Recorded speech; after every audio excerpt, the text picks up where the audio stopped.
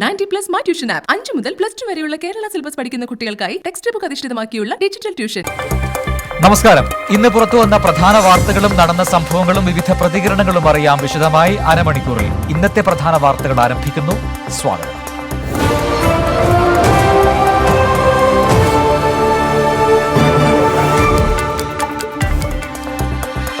സ്വർണ്ണക്കടത്ത് കേസിലെ മുഖ്യപ്രതികളിൽ ഒരാളായ റബിൻസ് കെ ഹമീദിനെ പ്രത്യേക കോടതി 7 ദിവസത്തേക്ക് NIA കസ്റ്റഡിയിൽ വിട്ടു. NIA രജിസ്റ്റർ ചെയ്ത UAPA കേസിൽ 10ാം പ്രതിയാണ് റബിൻസ് കെ ഹമീദ്.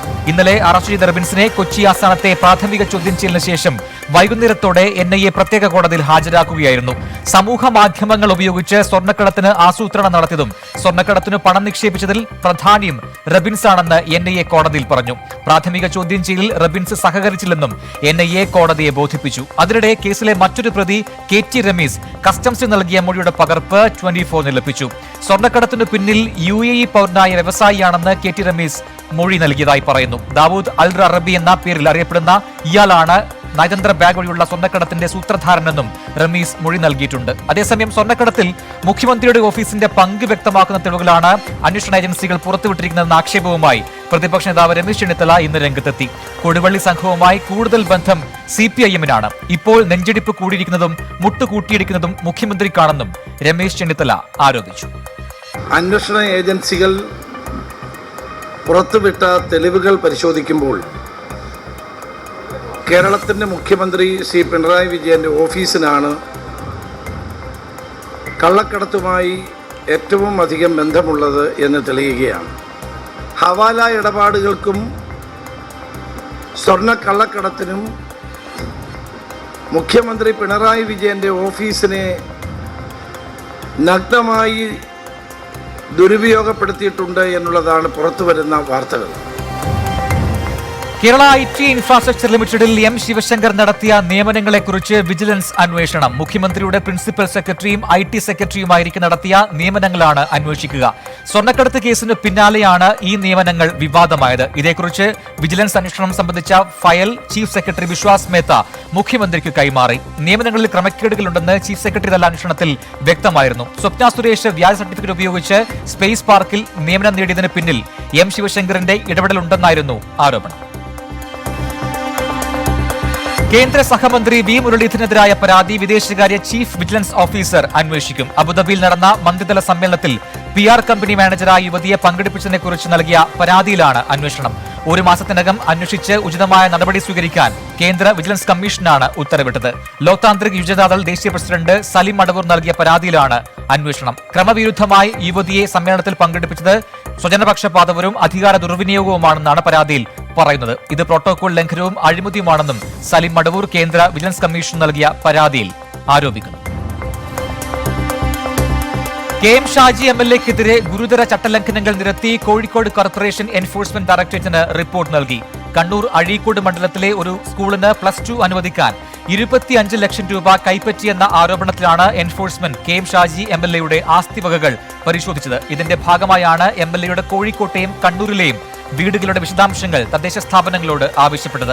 ഭാര്യയുടെ പേരിലുള്ള വെള്ളിമാട് കുന്നിലെ വീട് ഏകദേശം 1,60 ലക്ഷം രൂപ വിലമതിക്കുന്നതാണെന്ന് കോഴിക്കോട് കോർപ്പറേഷൻ റിപ്പോർട്ടിൽ ചൂണ്ടിക്കാട്ടുന്നു. വീടിന്റെ 3ാം നില മുഴുവനായും 1ാം നിലയുടെ ചില ഭാഗങ്ങളും അനധികൃതമാണെന്നും കണ്ടെത്തിയിട്ടുണ്ട്. 3200 സ്ക്വയർ ഫീറ്റിൽ വീട് നിർമ്മിക്കാനാണ് കോർപ്പറേഷൻ അനുമതി നൽകിയത്. എന്നാൽ വീടിന് 5450 സ്ക്വയർ ഫീറ്റ് വിസ്തീർണമുണ്ടെന്ന് അധികൃതർ കണ്ടെത്തി. അനധികൃത നിർമ്മാണം എന്ന് പറഞ്ഞാൽ പെർമിറ്റ് ഇല്ലാതെ കൺസ്ട്രക്ട് ചെയ്തു എന്നുള്ളൊരു വകുപ്പാണ് അതിൽ വരുന്നത്. അപ്പോൾ KMBR റൂൾ 4 അത് 99-ഉം 19 പ്രകാരം ആ വകുപ്പാണ് അവർക്ക് ചാർജ് ചെയ്തിട്ടുള്ളത്. അപ്പോൾ UAC ചുമത്തേണ്ടി വരും അവരിപ്പോൾ അത് റെഗുലൈസ് ചെയ്യുന്നവരെ. അപ്പോൾ അതിനുള്ള കാര്യങ്ങളാണ്. അത് പെർമിറ്റിന് കൊടുത്തതിന് മാറി പണിയുമ്പോൾ അവർ അതിനനുസരിച്ചുള്ള പ്ലാൻ തരണം. അപ്പോൾ അതില്ലാത്തതുകൊണ്ടാണ് നമ്മൾ റിജക്റ്റ് ചെയ്തിട്ടുണ്ട്. 2016 തന്നെ.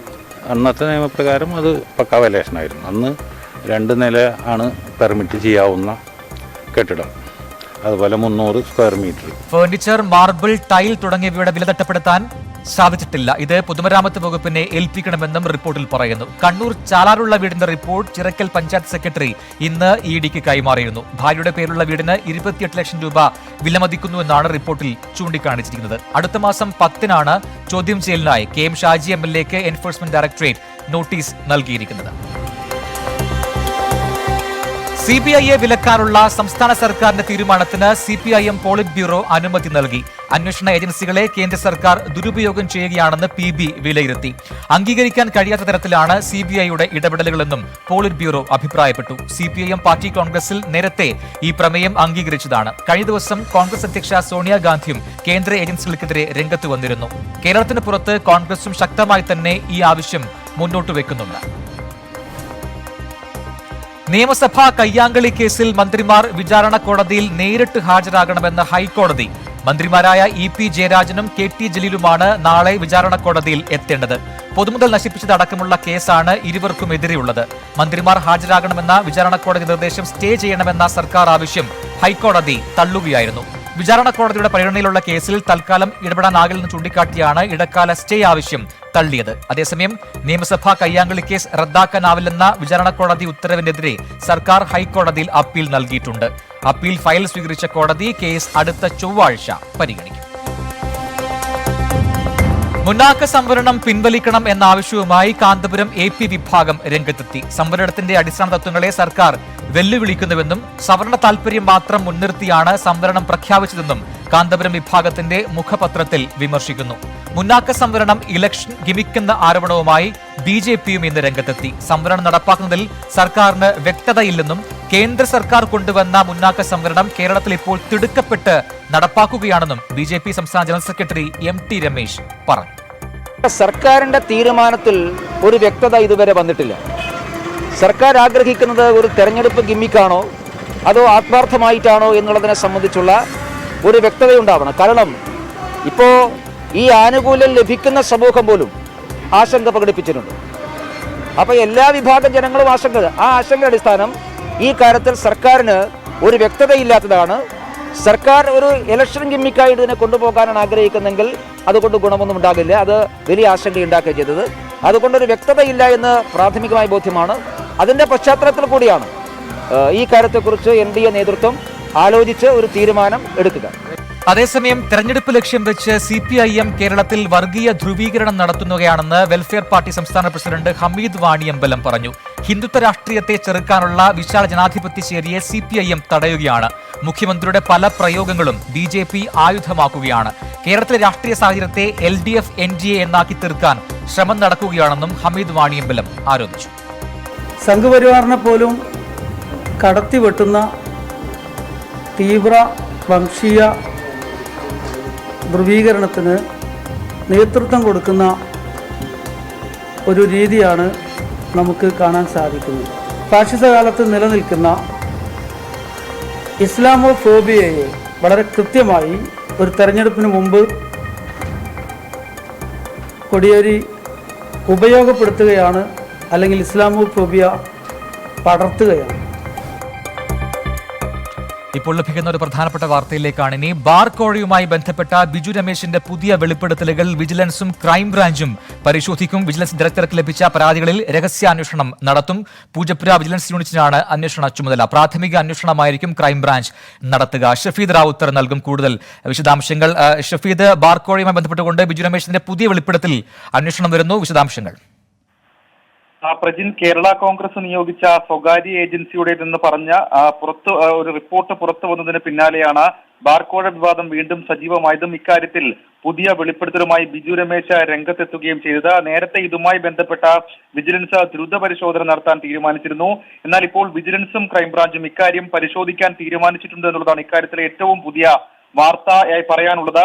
ഈ വിജിലൻസ് ഡയറക്ടർക്ക് ലഭിച്ച പരാതികളിൽ രഹസ്യാന്വേഷണം നടത്താനാണ് ഇപ്പോൾ തീരുമാനിച്ചിരിക്കുന്നത്. പൂജപ്പുര വിജിലൻസ് യൂണിറ്റ് ആകും ഈ കാര്യം അന്വേഷിക്കുക. കേസെടുത്ത അന്വേഷണം പിന്നീട് മാത്രമേ ഉണ്ടായിരിക്കുകയുള്ളൂ. ഈ പറയുന്ന ആരോപണങ്ങൾ അല്ലെങ്കിൽ പരാതിയിൽ കഴമ്പുണ്ടെങ്കിൽ മാത്രമേ കേസെടുത്ത അന്വേഷണത്തിലേക്ക് കടന്നാൽ മതി എന്നുള്ളതാണ് വിജിലൻസ് നിലപാട്. അതേസമയം തന്നെ സംസ്ഥാന പോലീസ് മേധാവിക്ക് ലഭിച്ച നിരവധി പരാതികളുടെ അടിസ്ഥാനത്തിൽ ക്രൈംബ്രാഞ്ചും പ്രാഥമിക അന്വേഷണം നടത്താൻ തീരുമാനിച്ചിട്ടുണ്ട് എന്നുള്ളതാണ് ഏറ്റവും പ്രധാനപ്പെട്ട കാര്യം. പ്രജിൻ, ഇക്കാര്യത്തിൽ ബിജു രമേശ് ആരോപിച്ച വളരെ ഗുരുതരമായ ആരോപണം എന്ന് പറയുന്നത് UDF സർക്കാരിന്റെ കാലത്ത് ബാർ ലൈസൻസ് ഫീസ് കുറയ്ക്കുന്നതിന് KPCC ഓഫീസിലും കൂടാതെ രമേശ് ചെന്നിത്തലയ്ക്കും VS ശിവകുമാറിനും അടക്കം 20 കോടി രൂപ നൽകിയെന്നായിരുന്നു ബിജു രമേശിന്റെ ആരോപണം. മാത്രമല്ല ഈ ബാർ ഉടമകളിൽ നിന്ന് പണം പിരിച്ച് നൽകുകയായിരുന്നു എന്നുള്ള കാര്യവും ബിജു രമേശ് വ്യക്തമാക്കി. കൂടാതെ KM മാണിക്കെതിരായ ആരോപണം പിൻവലിക്കുന്നതിന് ജോസ് കെ മാണി 10 കോടി രൂപ വാഗ്ദാനം ചെയ്തെന്നും ബിജു രമേശ് പറഞ്ഞിരുന്നു. ഇക്കാര്യങ്ങളൊക്കെയാകും ഇനി വിജിലൻസും ക്രൈംബ്രാഞ്ചും അന്വേഷിക്കുക, അതല്ലെങ്കിൽ പരിശോധന നടത്തുക. പ്രജിൻ. ശരി, ഷഫീദ് റാവുത്തറാണ് വിശദാംശങ്ങൾ നൽകിയത്.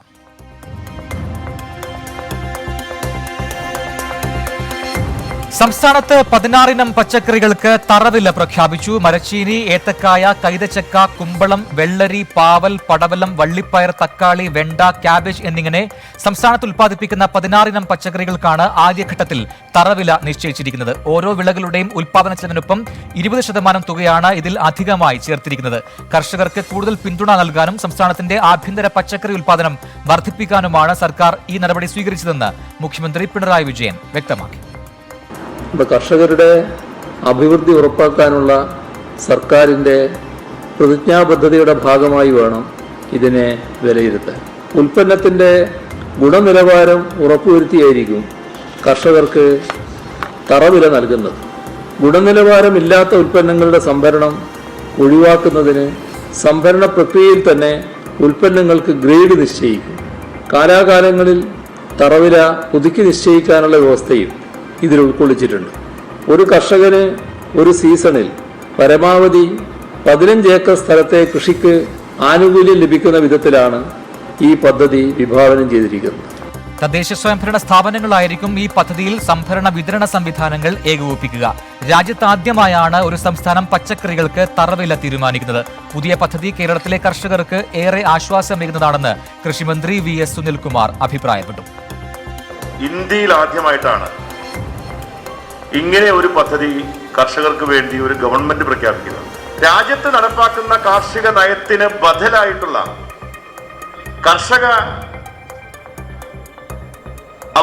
കർഷകർക്ക് വേണ്ടിയിട്ടുള്ള നിയമങ്ങളിലൂടെ കേരളത്തിലെ ഇടതുപക്ഷ ഗവൺമെന്റ് ഒരു ബദൽ നയം സൃഷ്ടിക്കുന്നതിന്റെ ആദ്യത്തെ ഉദാഹരണങ്ങളിൽ ഒന്നാണ് ഈ പച്ചക്കറി വിളകൾക്ക് താങ്ങുവിലക്ക് തറവില നിശ്ചയിച്ചുകൊണ്ടുള്ള തീരുമാനം.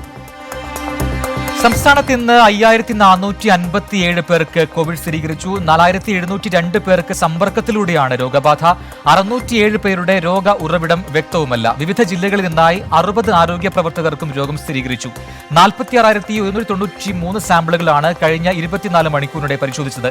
7015 പേർ ഇന്ന് രോഗമുക്തി നേടിയിട്ടുണ്ട്. 24 മരണം കൂടി കോവിഡ് മൂലമാണെന്ന് സ്ഥിരീകരിച്ചു. തൃശൂർ, എറണാകുളം, മലപ്പുറം ജില്ലകളിൽ 700-ന് മുകളിലാണ് ഇന്ന് രോഗബാധ സ്ഥിരീകരിച്ചവരുടെ എണ്ണം. അതേസമയം കളമശ്ശേരി മെഡിക്കൽ കോളേജിലെ ചികിത്സാ വീഴ്ചയെക്കുറിച്ച് ഉന്നതതല അന്വേഷണത്തിന് ആരോഗ്യ സെക്രട്ടറി ഉത്തരവിട്ടു. ആരോഗ്യ വിദ്യാഭ്യാസ directorate special officer doctor Harikumaran നായർക്കാണ് ചുമതല. വിശദമായി അന്വേഷണം നടത്തി ഒരാഴ്ചക്കകം റിപ്പോർട്ട് സമർപ്പിക്കണമെന്നാണ് ഉത്തരവ്. കോവിഡ് ബാധിതയായ പെൺകുട്ടിയെ ആംബുലൻസിൽ പീഡിപ്പിച്ച കേസിൽ പോലീസ് കുറ്റപത്രം സമർപ്പിച്ചു. പ്രതി നൌഫൽ പെൺകുട്ടിയെ ലൈംഗിക പീഡനത്തിന് ഇരയാക്കിയെന്ന് കുറ്റപത്രത്തിൽ പറയുന്നു. സംഭവം നടന്ന് 47-ാം ദിവസമാണ് പോലീസ് കുറ്റപത്രം സമർപ്പിച്ചത്. കേസിൽ 94 സാക്ഷികളാണ് ആകെയുള്ളത്. കഴിഞ്ഞ മാസം 5-ന് രാത്രിയാണ് കോവിഡ് ബാധിതയായ 19-കാരിയെ പന്തളത്തെ കോവിഡ് ചികിത്സാ കേന്ദ്രത്തിലേക്ക് കൊണ്ടുപോകും വഴി ആംബുലൻസിൽ വെച്ച് ഡ്രൈവർ നൌഫൽ പീഡിപ്പിച്ചത്. വാളയാർ കേസിൽ മുഖ്യമന്ത്രിയെ കുറ്റപ്പെടുത്തി മുൻ പ്രോസിക്യൂട്ടർ ജലജ മാധവൻ രംഗത്ത്. LDF നോമിനിയായ തന്നെ മാറ്റി ലതാ ജയരാജനെ പബ്ലിക് പ്രോസിക്യൂട്ടർ സ്ഥാനത്ത് എന്തിന് നിയമിച്ചു എന്നതിന് മുഖ്യമന്ത്രി ഉത്തരം പറയണമെന്ന് ജലജ മാധവൻ ആവശ്യപ്പെട്ടു. DYSP സോജൻ വിചാരണയുടെ ഒരു ഘട്ടത്തിൽ പോലും തന്നോട് സഹകരിച്ചില്ലെന്നും നിലവിലെ തെളിവുകൾ വെച്ച് കേസ് വീണ്ടും കോടതിയിലെത്തിയാൽ പരാജയം ഉറപ്പാണെന്നും മുൻ പ്രോസിക്യൂട്ടർ വ്യക്തമാക്കി. നാച്ചുറൽ ജസ്റ്റിസ് എന്ന് പറഞ്ഞ ഒരാൾ ശിക്ഷിക്കപ്പെടുന്നതിന് മുമ്പ് അയാൾക്ക് എന്താണ് അയാളുടെ ഭാഗം പറയാനും അയാൾ എന്താ തെറ്റ് ചെയ്തെന്ന് അറിയാനും അവകാശമുണ്ട്, ഇല്ലേ? ആ ഒരു അവകാശം എനിക്ക് നിഷേധിക്കപ്പെട്ടിട്ടുണ്ട്.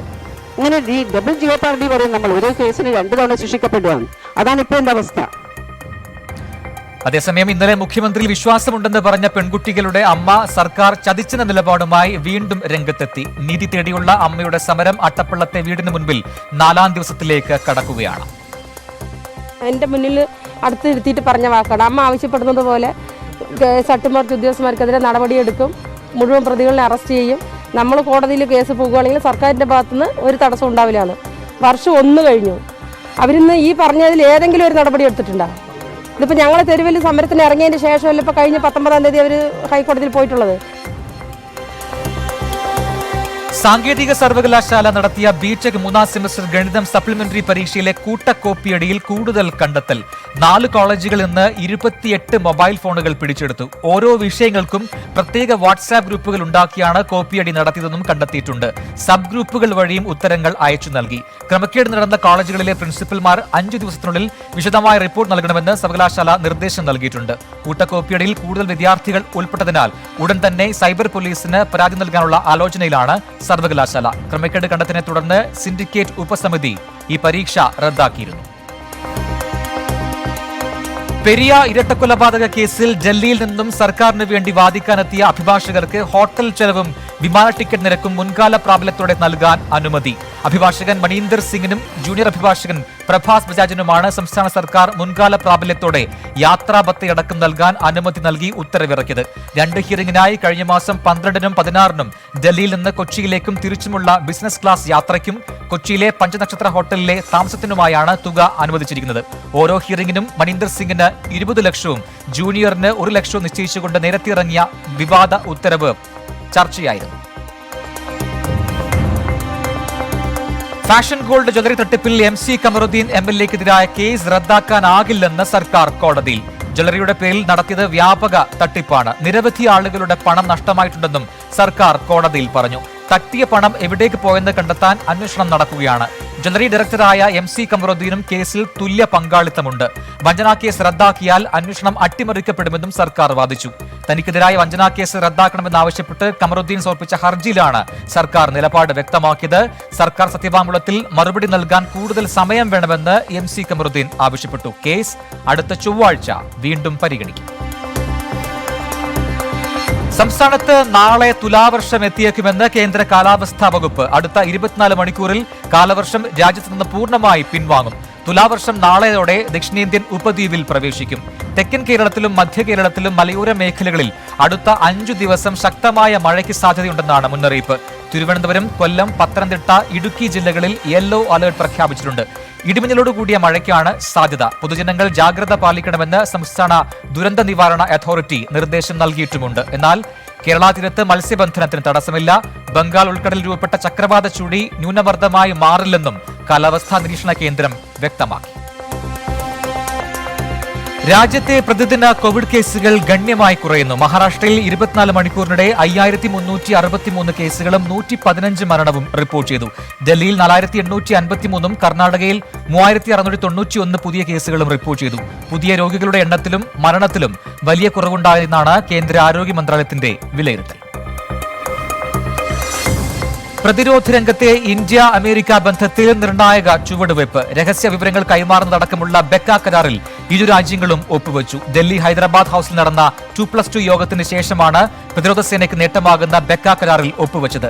അമേരിക്കൻ ഉപഗ്രഹ സംവിധാനവും പ്രതിരോധ സാങ്കേതിക വിദ്യയും പ്രയോജനപ്പെടുന്നതാണ് അടിസ്ഥാന വിനിമയ കരാർ. കരാറിന്റെ അടിസ്ഥാനത്തിലുള്ള രഹസ്യ വിവരങ്ങൾ ഇരു രാജ്യങ്ങളും പങ്കുവയ്ക്കും. അമേരിക്കൻ നാവിഗേഷൻ സംവിധാനവും ഇന്ത്യക്ക് ഇനി ഉപയോഗപ്പെടുത്താനാകും. കൂടിക്കാഴ്ചയ്ക്ക് ശേഷമുള്ള സംയുക്ത വാർത്താ സമ്മേളനത്തിൽ ചൈനയ്ക്കെതിരെ ഇന്ത്യയും അമേരിക്കയും രൂക്ഷ വിമർശനങ്ങൾ ഉന്നയിച്ചു. ഇൻഡോ പസഫിക് മേഖലയുടെ പ്രവർത്തനങ്ങൾക്ക് ചൈന വിഘാതം സൃഷ്ടിക്കുന്നതായി American state secretary Mike Pompeo കുറ്റപ്പെടുത്തി.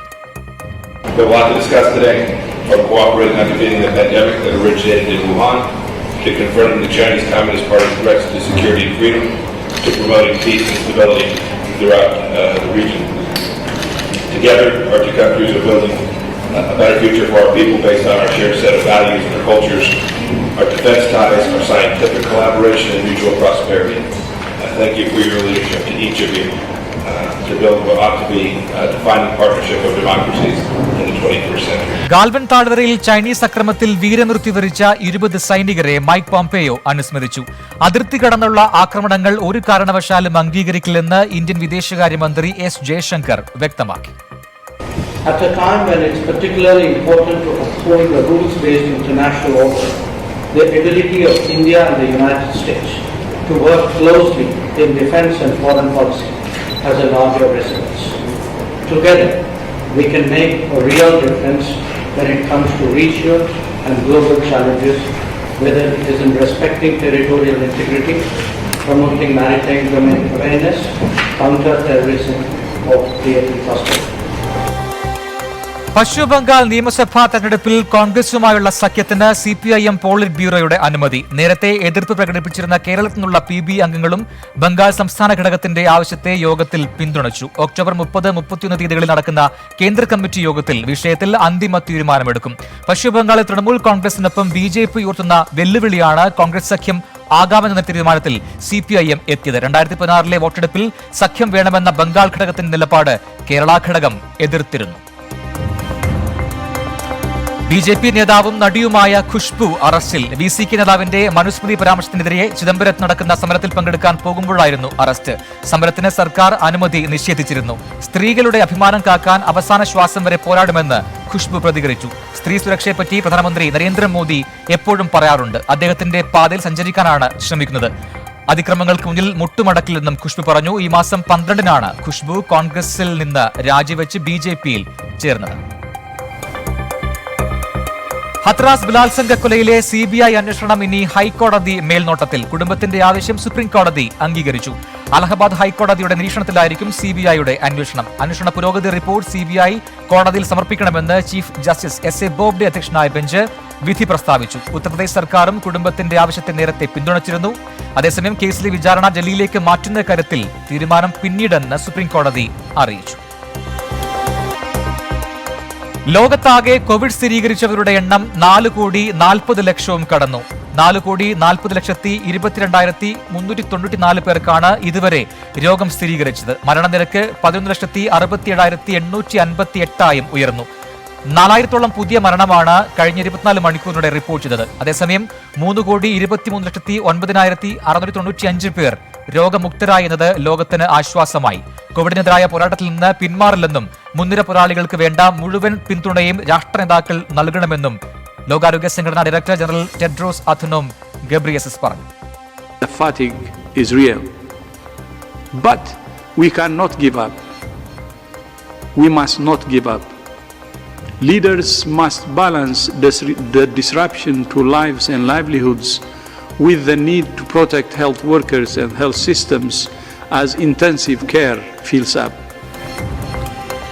IPL-ൽ ഡൽഹി ക്യാപിറ്റൽസിനെ സൺറൈസേഴ്സ് ഹൈദരാബാദ് 88 റൺസിന് തകർത്തു. 220 റൺസ് വിജയലക്ഷ്യം പിന്തുടർന്ന ഡൽഹി 131 റൺസിന് ഓൾ ഔട്ടായി.